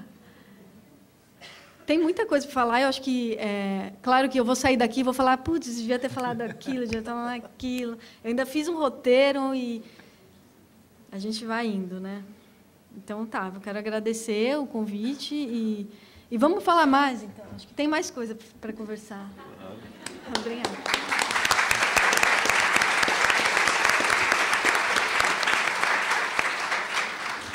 Bom, agora a gente vai abrir o debate e eu gostaria, na verdade, de começar respondendo a pergunta da Paula sobre a perspectiva, né, de continuação da coleção do MAN na área de vídeo, né, mais especificamente. O MAN ele não tem uma linha de aquisições pautada por técnicas, na verdade. Exceto, eu acho que durante um período no final da segunda metade dos anos 90 e começo dos anos 2000, onde houve um esforço consciente por ampliar o acervo de fotografia, que coincidiu também com a criação do Clube de Colecionadores de Fotografia. Mas acho que, exceto nesse momento, a política de aquisição dos últimos 20 anos, talvez, tenha buscado adquirir obras ou históricas que tivessem uma importância na trajetória da coleção e do museu, ou obras mais experimentais e contemporâneas. E o vídeo ele foi entrando dessa maneira, portanto, não sistemática do ponto de vista de compor uma historiografia do vídeo especificamente. E como as outras instituições que você mencionou, essas grandes instituições, o Pompidou, a Tate e o Reina Sofia, né, que começam tardiamente a prestar atenção nesse aspecto da sua coleção, a gente também se deparou com situações um pouco, desconcertantes. Por exemplo, nós tínhamos na biblioteca também o vídeo da Letícia Parente, né, que a gente, num primeiro momento, achou que eram obras. E quando a gente consultou a família, esses vídeos não podiam ser exibidos, que eles eram considerados documentação. Aí a gente foi tentar, então, comprar o vídeo para a coleção como obra. E aí a gente não tinha dinheiro para isso, porque aí o preço já era altíssimo para o que o MAN tinha disponível naquele momento. Não estou julgando o valor atribuído à obra, mas a capacidade da instituição lidar com isso. Então, na verdade, assim como todas as áreas da coleção, o MAN ele vai comprando na medida das ocasiões que se apresentam. Então, acho que de uma maneira bastante transparente, o MAN ele entende que ele não tem a capacidade de preencher todas as lacunas da sua coleção, né? Porque até determinar o que sejam lacunas é um partido interpretativo, mas a gente fica atento para as oportunidades. Então, recentemente, por exemplo, a gente pôde adquirir o primeiro vídeo do Tiago Rocha Pita, que acrescenta aí um novo artista, né, de vídeo, que tem trabalhado o vídeo bastante a coleção. E no caso do Antônio Dias, por exemplo, foi muito difícil, embora a gente tivesse naquele momento a verba, o artista não sabia como vender a obra, né, porque ela tinha sido feita em Super 8, ele nunca tinha vendido essa série, e foi uma negociação que durou, eu acho que 2 anos para a gente conseguir que ele transpusesse para o DVD e que a galeria fizesse o meio de campo e que ele, enfim, aceitasse essa negociação. E agora, quando o vídeo foi exposto, a Christine Vanache disse que a gente deveria corrigir a cor, né, porque ele ficou com uma cor já, não sei, por causa do Super 8, mas aí eu não sei o que fazer, porque o artista já hesitou dessa maneira, né? Depois, quando chegou transposto para a mídia digital, ele não fez a alteração de cor. Então, são questões que muitas vezes são difíceis até na relação com os artistas, sobretudo trabalhos mais antigos. Então, acho que o MAN ele tem consciência dessa representatividade reduzida do seu acervo de vídeo. No entanto, tentamos ficar atentos para as oportunidades que muitas vezes só aparecem quando a gente tem uma verba para aquisição que também não é previsível, né? Dentro da nossa história institucional, às vezes a gente tem a oportunidade de aquisição numa feira de arte, então você tem que ver o que tem ali naquele momento. Então, é uma coisa muito pontual, né? Então, é uma forma real que o museu tem de trabalhar que, sem dúvida, não vai criar essa representatividade histórica, digamos assim, da história do vídeo dentro da produção brasileira. Mas, assim como a exposição que agora está aqui no MAN, acredito que esse positivismo historiográfico da história da arte não tenha necessariamente que ser o partido da coleção. Quer dizer, talvez seja uma coleção mais interessante de ser vista sob o aspecto das múltiplas possibilidades de integração de obras experimentais do que propriamente para dar conta de uma história positiva, né? O que vem depois do que, então você tem que preencher todas as lacunas, senão você não consegue dar os passos. É uma realidade dentro do que é possível para o museu também. Então, é uma história de uma coleção que está se construindo desde 68 dessa maneira, né? Essa é a realidade da coleção do MAM. A gente agora abre para as perguntas da plateia e também para os participantes da mesa. Eu só pediria que vocês sempre fizessem as perguntas no microfone, que a gente tem à disposição de todos, para a gente poder também fazer a transmissão que está sendo ao vivo. Oi, boa tarde. Eu fiquei um pouco surpreso que aqui a gente falou de novas mídias e falo basicamente do vídeo, que é uma mídia que já tem quase 40 anos, né? Eu queria perguntar para a Paula e para o Felipe os desafios de museus e curadores para trabalhar com mídias baseadas na internet, como identificar, como expor e como guardar isso. Bom, justamente esse é um grande problema da instituição contemporânea, porque a arte contemporânea cada vez mais passa pelo digital, né? Quer dizer, pela definição de novas mídias sempre passa pelo digital. Então, o vídeo VHS, com o qual a Lia trabalhava há 20 anos, passa a ser novas mídias na medida em que vira digital. Mas também, enfim, o eletrônico já era considerado uma nova mídia, né?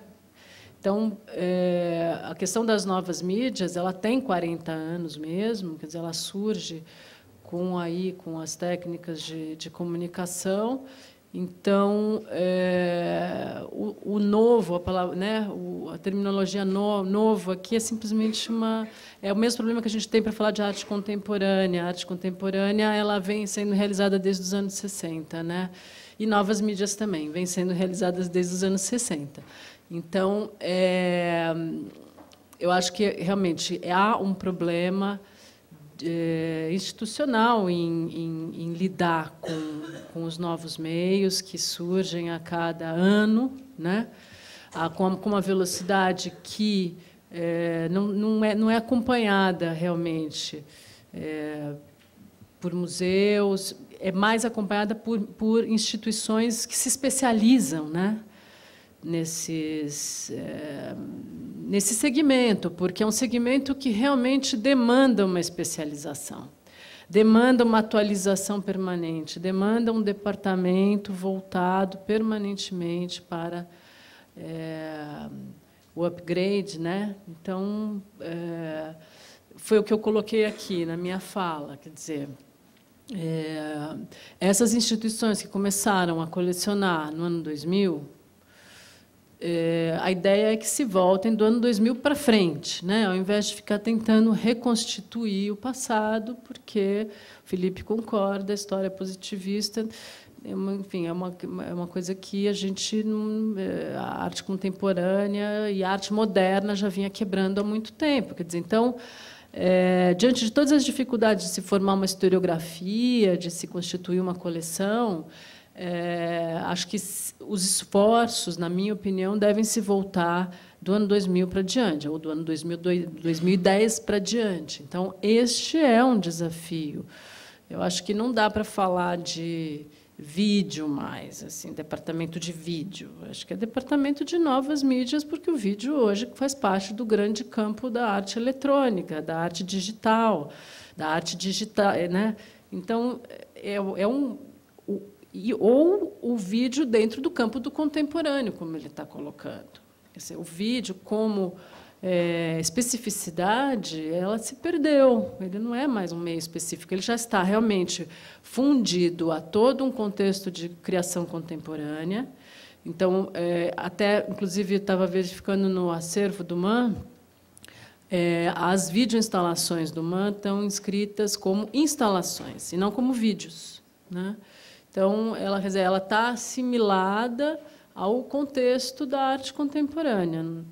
Então, o vídeo deve se assimilar ou ao contemporâneo ou a toda a produção de arte digital, que é enorme. Agora, realmente, a gente Tem na Europa, nos Estados Unidos, no Japão, na Ásia, instituições especializadas em arte digital. E, no Brasil, algumas tentativas que relutam em conseguir recursos, financiamento, né? É muito complicado. Tem 2 instituições que se aventuraram, 3, nesse campo das novas mídias, que é o Itaú Cultural, que tinha um departamento de cibernética, né? Que também se diluiu e que agora assim, a ideia deles é que esse campo do digital se dilui no contemporâneo, que não faz sentido, né, separar o que é arte e tecnologia do que é arte contemporânea. É uma grande discussão, realmente. Agora, eu acho que, sim, o campo da arte digital pertence à arte contemporânea. Isso tem que entrar. Então, acho que, dentro dessas oportunidades, né, que o museu espera, tem que ter no espectro desse olhar, né, todo essa nova produção, realmente, que surge, né? Do ponto de vista do museu, né, do MAM, eu acho que há uma mudança radical com essa virtualidade absoluta de quando você já faz a obra em meio digital, né? E eu não sei se é algo que já está resolvido na relação entre artista e instituição, mas eu acredito que isso bota em questão, talvez como nunca antes, a questão da propriedade sobre a obra de arte, né? Quer dizer, tanto da parte do artista como da parte da instituição. Evidentemente, a instituição ela tem que seguir a legislação sobre direito autoral e, portanto, como no caso da Letícia Parente, a gente tinha exatamente a mesma coisa na biblioteca, que não podia ser mostrada com uma etiqueta do lado, porque aí a gente era processado. Só que dentro da biblioteca você podia ver. E é exatamente a mesma coisa. Só que isso ainda tem uma mídia. Agora, quando a gente passa para a realidade virtual de fato, eu acho que isso tem um potencial de subverter a propriedade sobre a obra de arte muito interessante. Então, um caso que nesse momento está no site do MAM, é as trilhas do projeto DJ Residente do MAM em 2012, feita pela rede do Fora do Eixo, né? O MAM, desde 2009, tem o programa DJ Residente, que, coincidentemente, nós fomos convidados pelo Pompidou a apresentar como um caso em Paris, nos Rencontres Internationales, quer dizer, o MAM parece ser o primeiro museu que tem um DJ residente, que tem um programa de DJ residente, e que já trouxe artistas, músicos, curadores para pensarem sonoramente o museu, e não necessariamente por meio de música, né? Isso tem uma série de possibilidades. E esse ano, os DJs residentes do Fora do Eixo editaram todas as trilhas de 2012 e isso está disponível para download no site do MAM. Então, eu vejo que é uma possibilidade que o campo do direito autoral está se debatendo para pensar, porque é algo novo e, né, e o direito ele avança com a sociedade, isso é extremamente positivo. E, por outro lado, eu acho que isso possibilita ao museu oferecer para o seu público arte, né? Você vai lá e faz o download da obra na sua casa, ou onde você estiver, né? Ou você tem um aparelho ali, onde você estiver, você pode ter uma obra de arte ali. E eu acho que essa é a função do museu. Não necessariamente é uma função patrimonialista de ficar contabilizando quanto vale a sua coleção a cada ano para as auditorias.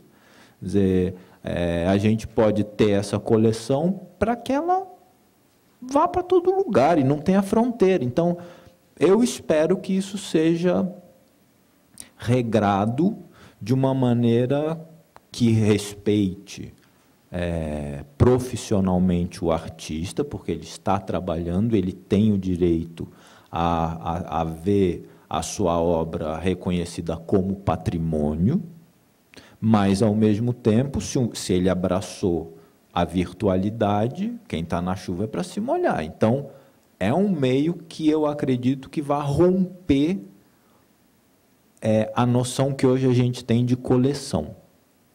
E vejo isso de uma maneira extremamente positiva.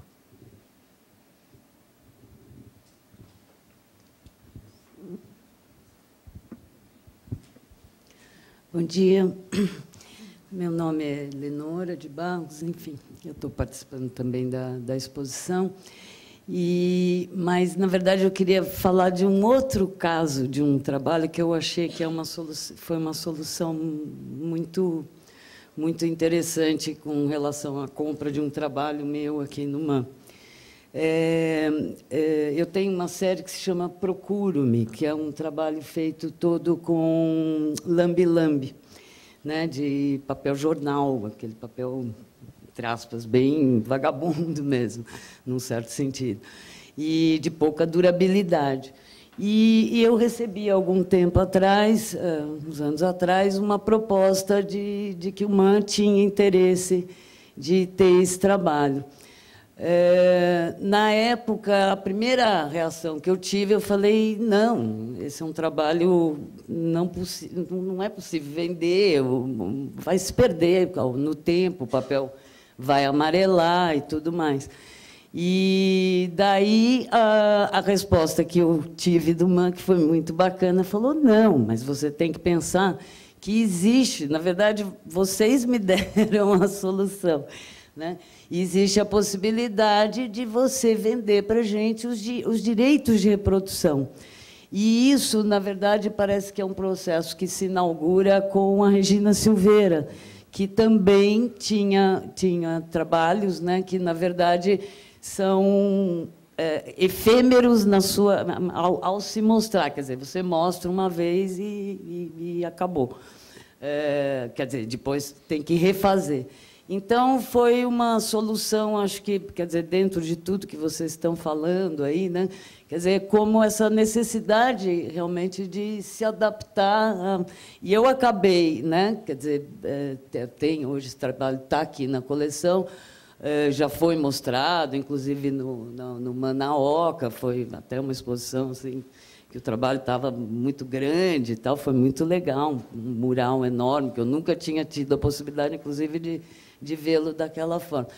Outra situação, quer dizer, bom, daí vendi o trabalho com o esquema todo, o projeto, as imagens, tudo entrou de uma forma digital no museu, mas pode ser, sei lá, reproduzido sempre. E isso foi muito legal, justamente porque me alertou. Eu falei, nossa, eu nunca tinha pensado nessa possibilidade. E eu ia falar mais uma coisinha. Bom, mas, enfim, essa questão de, né, como é importante. Isso, e mais uma coisa que eu gostaria de frisar, até pensando também no que a Lia falou e tudo, é exatamente nessa ideia do museu também dar condições para, principalmente, por exemplo, trabalhos de vídeo são trabalhos que, de fato, envolvem uma produção, como dizia Nelson Rodrigues, né? Quer dizer, paisagem é verba. E, no caso do vídeo, né? São, normalmente, quer dizer, é um processo que o artista nem sempre tem condições de realizar.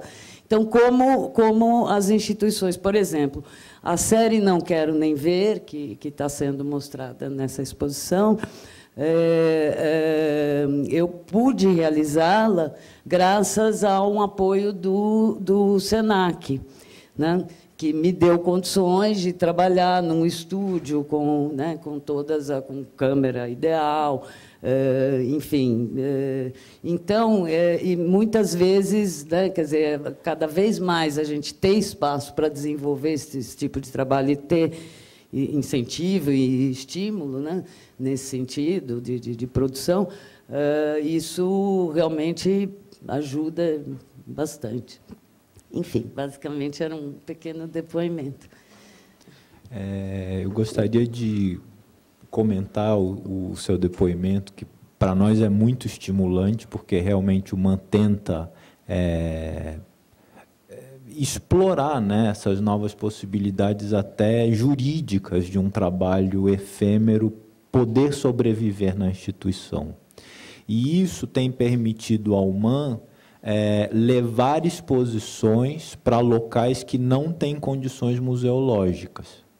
Então, situações que são desafiadoras do ponto de vista da curadoria, mas que seriam inviáveis para se expor obras que são perenes e que exigem condições de iluminação, temperatura e umidade extremamente controladas, como é necessário que seja.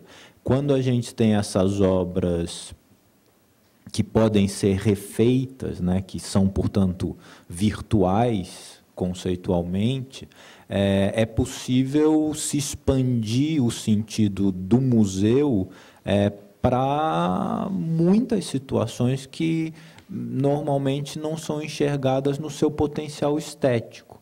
Então, uma coisa que está entrando nesse momento para a coleção do museu é uma festa feita pelo AVAF. Né? É uma festa inteira que se torna uma obra de arte e que não é nada do ponto de vista físico. Quer dizer, a gente tem, sei lá, um contrato, instruções, alguma informação virtual que a gente armazena digitalmente, e você pode montar uma festa em qualquer lugar do mundo, e isso é uma ação do MAN. Então, esse tipo de obra é muito interessante porque desperta na curadoria olhar para espaços que não são museológicos e que, no entanto, têm um potencial expositivo, têm um potencial de atingir o público, de interagir com o público e de levar a arte experimental para situações socialmente includentes. Porque esse é um dos desafios do museu. Muitas vezes, a expansão social do público do museu, que é a sua base de existência, né? Quer dizer, o MAN ele é um museu privado, né? Que nasce nos anos 40 por uma demanda da sociedade de São Paulo, né? Portanto, ele tem no público a sua razão de existir.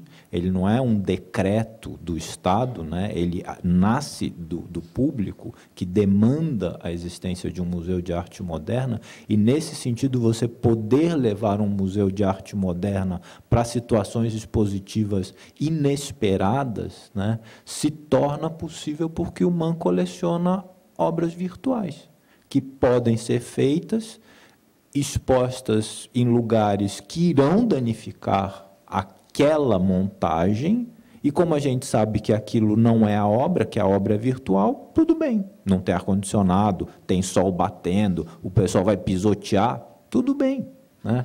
E isso é o que eu vejo positivamente com a arte virtual.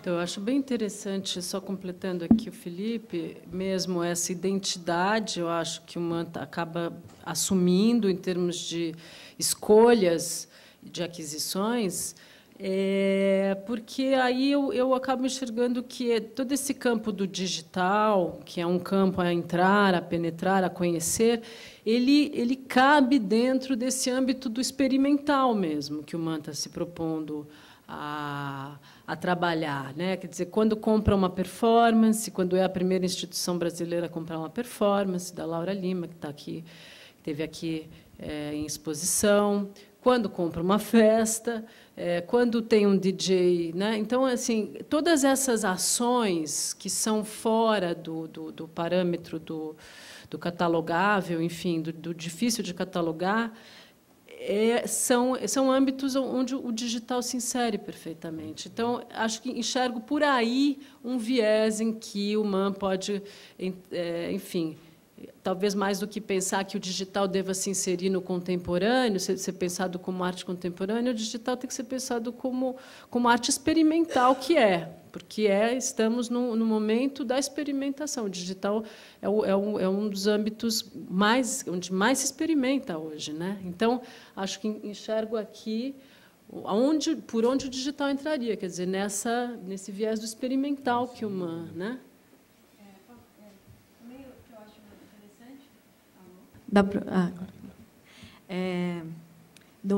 Dessa ideia do experimental também, que no fundo o museu está acompanhando esse pensamento do artista também, que eu acho que eu vejo uns colegas que eu converso, né, uma geração próxima minha, que também não exige mais o cubo branco, né, que busca também que o trabalho se adeque um pouco ao espaço que está sendo exposto, né? Então, de poder levar o trabalho numa mala, né? De poder levar o trabalho num pendrive e saber lidar com as situações de arquitetura, de sol, de público, né? Que esses desafios são gostosos para o artista também. Já não está mais, né? A gente já não pensa mais no cubo branco. Claro que também pensa, mas essa facilidade de montagem, de transporte, hoje em dia o artista pensa muito nisso. Pelo menos os meus colegas, uma geração que eu venho dialogando, tem pensado muito nisso para expor as obras, para produzir, para criar, né? E também esse risco de compra, né, que o museu tem, as coleções têm. Tem obra, vamos supor, que eu fiz com massinha. A massinha vai amarelar com o tempo. Quem comprou corre esse risco, né? Ou mesmo vídeo, que pode estar na íntegra na internet, né? Baixei um monte do Matthew Barney lá. Eu tenho uma video collection dele, né? Mas então tem esse risco da compra também, que o museu tem, que o vídeo dá, né? Que as coleções têm tomado partido. As pessoas compram mesmo assim, né?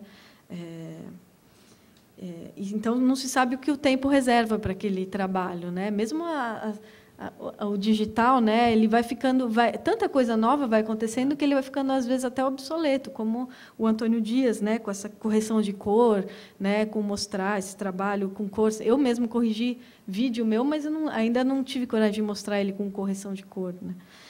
E só para falar essa questão também de mostrar a obra, eu lembro de uma exposição que teve no Itaú Cultural do Hélio Oiticica, onde eles mostraram, né, as instalações dele, e eu lembro que eu comentei com quem estava junto comigo assistindo, que normalmente ele projetava aquelas imagens em slide.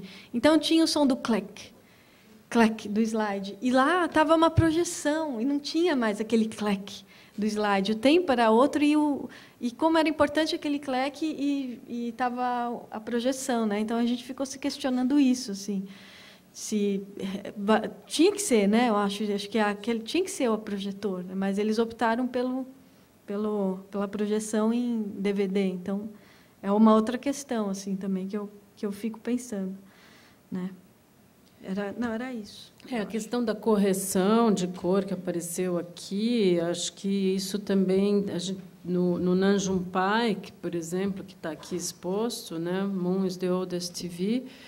Esse trabalho que está aqui exposto, e o trabalho que viaja, é o trabalho digital produzido a partir do original, né? Porque o original não viaja, né? O original é a TV mesmo, de 1964, com o tubo catódico e com o ímã lá colocado. Quer dizer, isso é a obra original que não... Enfim... Né? E a opção pela reprodução da obra, para ela poder viajar, se deu na atualização da mídia. Então, essa mídia vai se atualizando. Ao invés deles reproduzirem, né, o trabalho materialmente, com TVs de tubo catódico, com ímãs, tal, reproduziram o trabalho com novas mídias e vão atualizando a cada ano. E o trabalho vai evoluindo, vai mudando, e acho que todas essas correções vão sendo feitas nesse trabalho que viaja, né? Nesse trabalho que é experimentado e usado como obra. O original fica lá intocável, mas esse trabalho, né, no qual ele se transformou, esse ganha todas essas retoques e essas coisas todas que ela sugeriu fazendo do Antônio Dias, né? Pois então, assim, o Super 8 não se mexe, claro. Agora, a mídia que você vai atualizando, você tem ali uma liberdade de manipulação. Isso é um partido, né? Mas eles fazem a correção no Pompidou, teve alguma orientação do artista? Eu não sei. Eu não sei em que momento isso foi reproduzido. Decidir, né? Isso tem que ser teria que ser decidido junto com o artista. Aí é o formulário. Exatamente. Acho que é. Que ajuda muito. E como cada trabalho exige também um tipo de formulário, um tipo de... Né, o lambi-lambi da Leonora, mesmo essas instalações que você tem, instalação de TV, né? Então, você tem que... São quantas televisões? Tudo isso, cada um exige. Então, não é um padrão, né? Também. Isso também é difícil, né? Com certeza. Não tem um padrão. Bem, nós vamos encerrar a mesa dessa manhã com um convite para vocês visitarem a exposição Circuitos Cruzados. Vocês podem pegar o selinho de visita aqui na recepção e também nós estamos oferecendo para os participantes do Transmuseu o nosso livro Grupo de Estudos de Curadoria, que é uma reprodução dos catálogos das exposições que foram feitas pelo grupo em 98 e 99, seguidas de entrevistas e de textos que pensam essa experiência do experimentalismo em curadoria aqui no MAM. Então, a gente oferece para vocês também aqui na saída da sala aqui do auditório Dina Bobardi. Então, convido todos também para voltarem agora para a mesa das 2h30. Obrigado.